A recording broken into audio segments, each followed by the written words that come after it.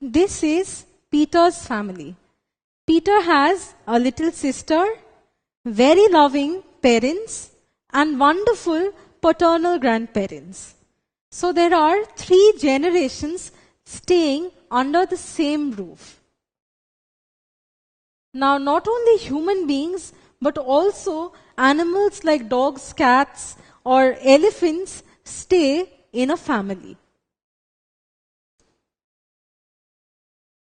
So, the previous generation forms the successive generation. Like generation 1 produces generation 2, generation 2 reproduces generation 3.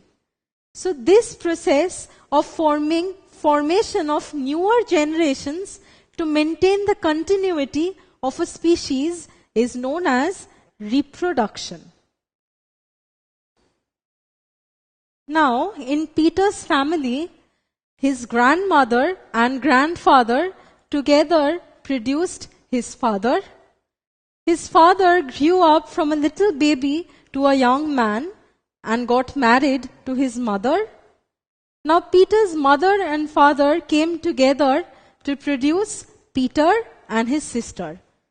Now, notice at every reproduction, a male and a female needs to come together to produce the next generation. So, male and the female comes together to facilitate reproduction. So, since both the sexes are required or both the genders are required, this form of reproduction is known as the sexual reproduction. Now, what about the microorganism bacteria?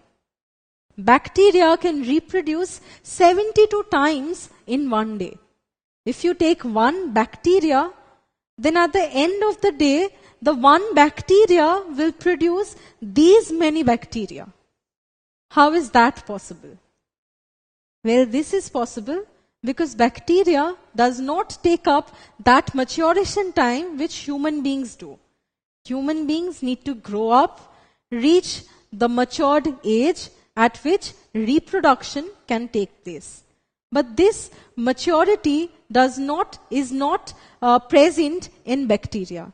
Bacteria can just divide one cell to form 2 new cells. So see, one cell divides to form 2, 2 divides to form 4, and in this type of reproduction, no 2 sexes are required, and hence it is known as asexual reproduction. Now, this type of generation of cells is also present in human beings. But this cell division causes growth in the body. This cell division does not form a new life. See, a small baby grows up into a toddler, cells divide, the number of cells increase in the body, and the toddler grows up into a teenager, and finally into an adult with a lot of cells in the body. So for reproduction, a female reproductive cell and a male reproductive cell needs to come together, fuse, and this fusion will facilitate the formation of the next generation. So this process of fusion of the male reproductive cell with the female reproductive cell is known as fertilization. And fertilization facilitates the formation of a baby.